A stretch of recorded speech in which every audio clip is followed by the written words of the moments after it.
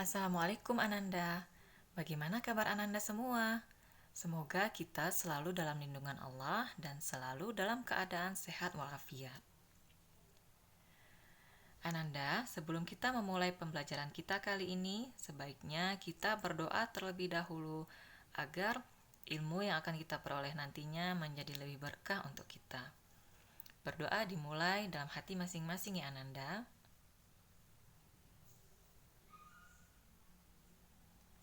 Berdoa selesai.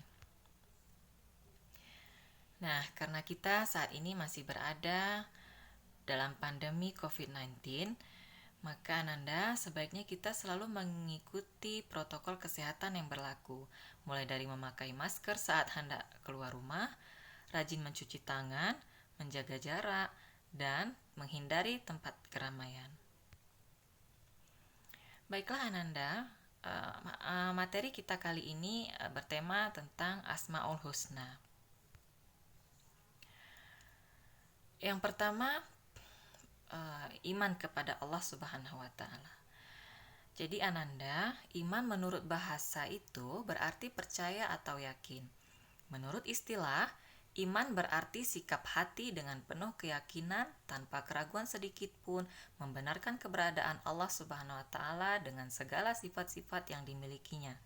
Sikap tersebut selanjutnya dinyatakan secara lisan, kemudian diaplikasikan dalam kehidupan sehari-hari. Ananda, ada 3 unsur yang meliputi keyakinan hati, yaitu pernyataan lisan dan pengamalan dalam kehidupan sehari-hari merupakan unsur yang tidak bisa dipisahkan satu dengan yang lainnya. Jadi, selain kita meyakini keberadaan Allah Subhanahu wa Ta'ala, kita juga meyakini bahwa hanya Allah lah satu-satunya yang wajib kita sembah, yaitu disebut dengan tauhid. Mengenai zat Allah ini, kita tidak perlu memikirkannya, karena itu berada di luar jangkauan kemampuan akal manusia. Kemudian ada ayat Al-Quran yang berkaitan dengan tema kita kali ini, yaitu Quran Surah Al-Hasyr ayat 23-24, yang artinya, Dialah Allah yang tiada Tuhan selain Dia, Raja yang maha suci, yang maha sejahtera, yang mengaruniakan keamanan, yang maha memelihara, yang maha perkasa, yang maha kuasa, yang memiliki segala keagungan. Maha suci Allah dari apa yang mereka persekutukan. Dialah Allah yang menciptakan, yang mengadakan, yang membentuk rupa, yang mempunyai Asmaul Husna, bertasbih kepadanya apa yang ada di langit dan di bumi. Dan dialah yang maha perkasa lagi maha bijaksana. Kemudian Ananda, ada hadis yang berkaitan dengan Asmaul Husna. Hadis ini yang memiliki arti yaitu engkau beriman kepada Allah, malaikat-malaikatnya, kitab-kitabnya, rasul-rasulnya, hari akhirat, dan engkau beriman kepada takdir baik dan buruk. Hadis riwayat Muslim. Kemudian pengertian Asmaul Husna.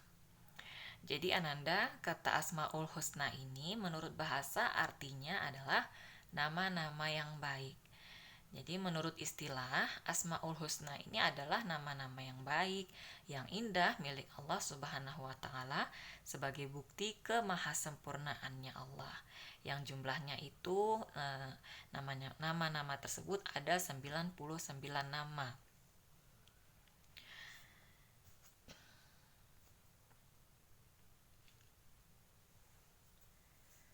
Jadi Ananda, sebelum kita lanjutkan, seperti yang Ustazah sampaikan tadi bahwa kita wajib mengimani, wajib percaya bahwa Allah itu ada, tanpa harus kita memikirkan sebenarnya seperti apa sih zat Allah itu. Jadi tanda-tanda adanya Allah Subhanahu wa Ta'ala itu, jika kita Nanda memperhatikan kehidupan alam ini dengan seluruh isinya, maka akan menghantarkan kita kepada sebuah pertanyaan. Sebenarnya siapa yang menciptakan dan mengatur ini semua? Tentu hal itu pernah terlintas di pikiran kita masing-masing. Tapi begitu kita memperhatikan planet-planet yang ada dengan miliaran bintang yang berjalan sesuai dengan jalurnya masing-masing tanpa ada yang berbenturan satu sama lainnya. Jadi, kita bisa simpulkan bahwa hanya kekuatan dan kekuasaan yang maha perkasalah yang mampu mengatur itu semua. Juga kemudian kalau kita perhatikan seekor hewan yang paling kecil misalnya, apa itu misalnya semut, dan bahkan ada yang kecil lagi. Bagaimana organ tubuh sekecil itu dapat berjalan dengan amat sempurna? Tentu sangat rumit dan sangat sulit kalau organ tubuh dari hewan-hewan yang kecil itu bisa berfungsi dengan sempurna. Tentu dari pikiran kita, dari logika kita, terkadang tidak sampai ke hal tersebut.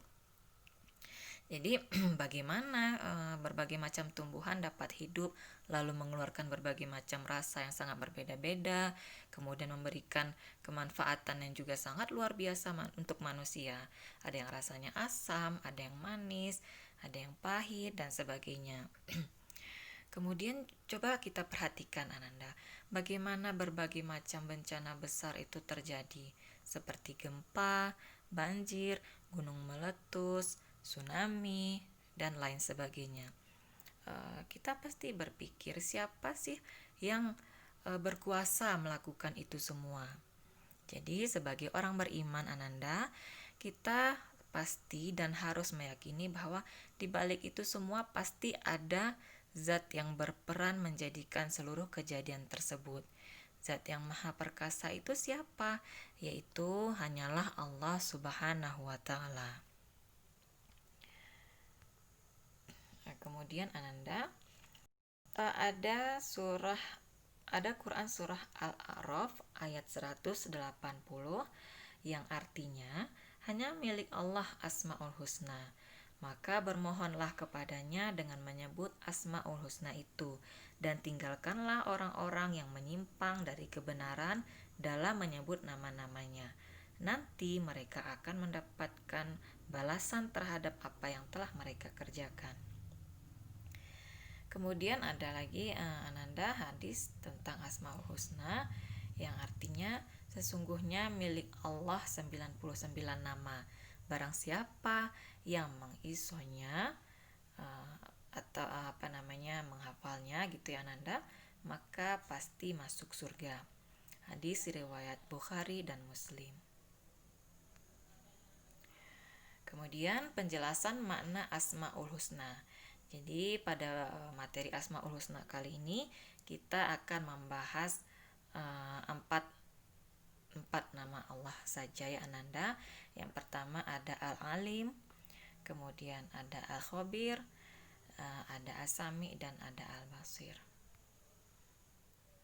Yang pertama ini Al-Alim ini yaitu maha mengetahui atau memiliki ilmu. Kemudian Al-Khabir ini maha teliti. Kemudian yang ketiga As-Sami itu maha mendengar, dan Al-Basir maha melihat.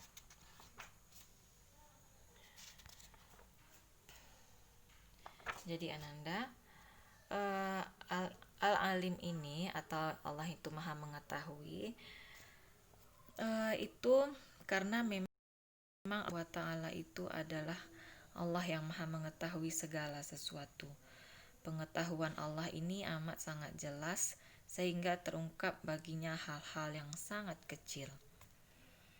Jadi dengan pengetahuan yang tiada batas, Allah bebas memberikan ilmu kepada hambanya yang mematuhi segala perintahnya dan menjauhi segala larangannya. Kita, Nanda, sebagai hambanya Allah, hanya bisa memohon agar Allah memberikan kemurahan pengetahuan untuk kita.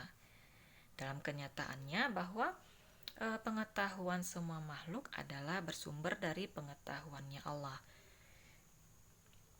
Kemudian ada Al-Khabir, yaitu maha teliti. Allah memiliki sebutan nama Al-Khabir ini yang artinya maha teliti. Artinya adalah tidak tersembunyi bagi Allah hal-hal yang terlihat dan hal-hal yang disembunyikan. Jadi tidak ada apapun yang bisa kita sembunyikan dari Allah ya Ananda. Walaupun kita berbicara dalam hati, walaupun kita memiliki niat apapun, Allah pasti tahu. Jadi walaupun kita berbuat sesuatu, walaupun tidak ada yang melihat, tapi Allah akan mengetahui hal tersebut Ananda.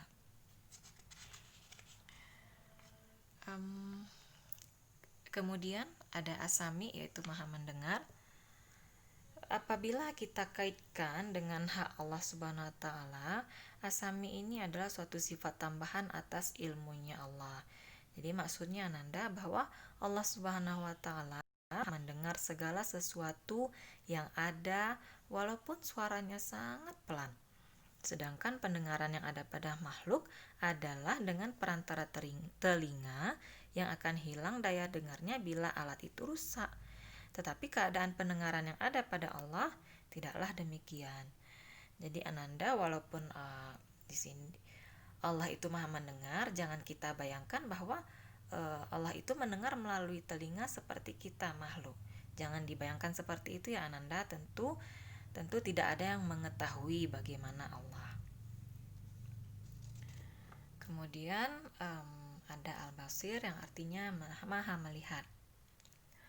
Jadi Allah Subhanahu wa taala maha melihat segala sesuatu yang ada di alam ini, baik yang tampak maupun yang tersembunyi, baik yang lahir maupun yang batin, baik yang besar maupun kecil. Jadi seandainya ada suatu semut hitam berjalan di atas batu hitam di malam yang gelap, tentu kita tidak dapat melihatnya Ananda. Tapi Allah Subhanahu wa taala pasti dapat melihat, karena semut tersebut merupakan makhluk yang Allah ciptakan. Kemudian hikmah beriman kepada Allah. Jadi hikmah kita jika kita beriman kepada Allah, tentu juga dengan beriman kepada Asmaul Husna ini, yang pertama adalah lahirnya potensi tauhid. Jadi kalau kita beriman, jika kita menghadapi berbagai persoalan, berbagai masalah, mau itu menyenangkan atau menyakitkan, mau itu membahagiakan atau menyedihkan, semuanya itu kita yakini bahwa hal itu tidak akan terjadi kalau tidak karena adanya kehendak dari Allah. Kemudian yang kedua, melahirkan sikap baik sangka. Orang yang beriman kepada Allah ini akan memiliki sikap baik sangka dan sikap yakin bahwa setiap persoalan dan peristiwa yang terjadi mengandung hikmah. Jadi kita harus tetap optimis, berbaik sangka kepada Allah Subhanahu wa taala. Karena Allah lah yang paling tahu apa yang terbaik untuk kita. Kemudian yang ketiga, lahirnya sikap tabah. Dengan kita beriman kepada Allah, maka kita juga bisa menjadi orang yang tabah. Tabahnya ini tabah dalam memahami, mengkaji, dan mencermati hikmah-hikmah yang tersembunyi di balik setiap permasalahan yang kita hadapi. Tentu ada hikmahnya ya Ananda. Kemudian lahirnya sikap tawakal, dan kemudian terlepas dari akhlak tercela serta terhindar dari kemusyrikan. Kemudian ada perilaku yang mencerminkan ketaatan kepada Allah dan meneladani Asmaul Husna. Jadi sebagai orang yang beriman, ketika kita melakukan suatu perbuatan baik, maka tentu harus diniatkan untuk beribadah kepada Allah Subhanahu wa taala. Karena itu maka kita semua harus selalu beraktivitas jadi aktivitas kita itu harus menjadi amal soleh untuk kita Ananda. Contohnya saat kita mau belajar, kita niat untuk ibadah, yaitu untuk menuntut ilmu. Dan menuntut ilmu itu seperti yang sudah Ustazah sampaikan, bahwa menuntut ilmu itu adalah wajib bagi setiap orang Islam. Jadi hasil yang kita dapatkan itu nantinya ada dua. Yang pertama, kita memperoleh ilmu yang berguna di dunia, dan yang kedua, kita memperoleh pahala karena memenuhi perintah agama. Jadi Ananda, kita harus selalu yakin bahwa segala yang kita lakukan, segala tindakan kita ini selalu diawasi oleh Allah. Jadi inilah yang dinamakan dengan ihsan. Jadi kalau iman tadi sudah Ustazah sampaikan pengertiannya, kemudian ini ada ihsan. Ihsan itu adalah sikap yang selalu merasa bahwa diri ini selalu diawasi oleh Allah. Sehingga saat kita akan melakukan suatu perbuatan maksiat, maka kita segera sadar bahwa Allah pasti akan melihat kita. Allah pasti akan mengawasi kita sehingga kita merasa malu untuk melakukan perbuatan maksiat tersebut.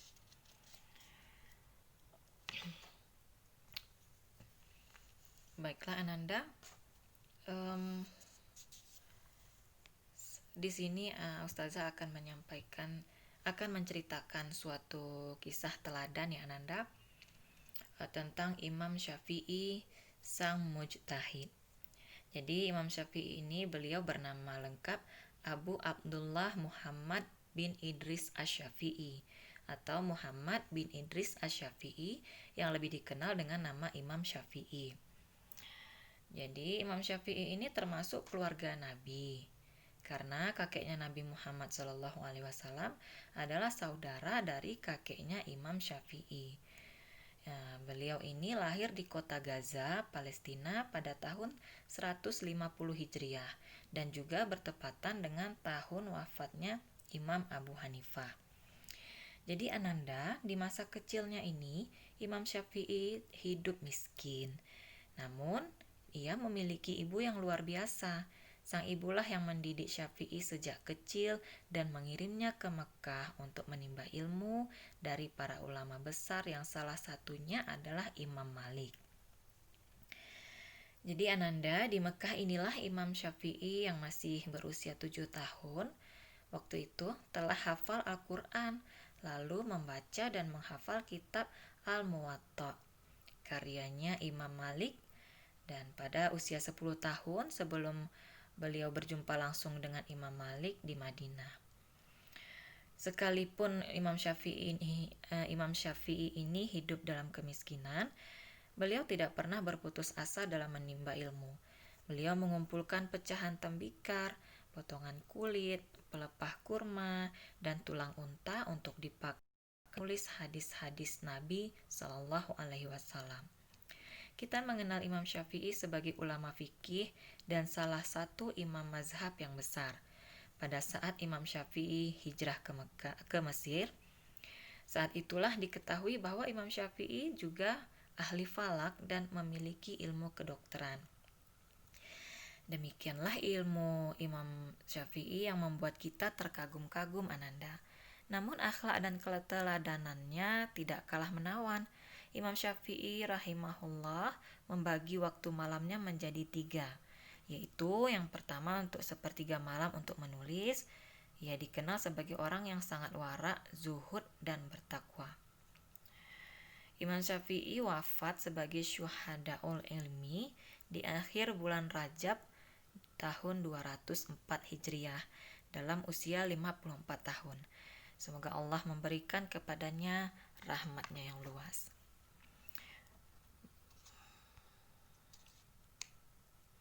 Jadi Ananda, setelah materi yang Ustazah sampaikan kali ini, silahkan dicatat ya Ananda materi yang sudah dibahas agar bisa nantinya dibaca-baca kembali.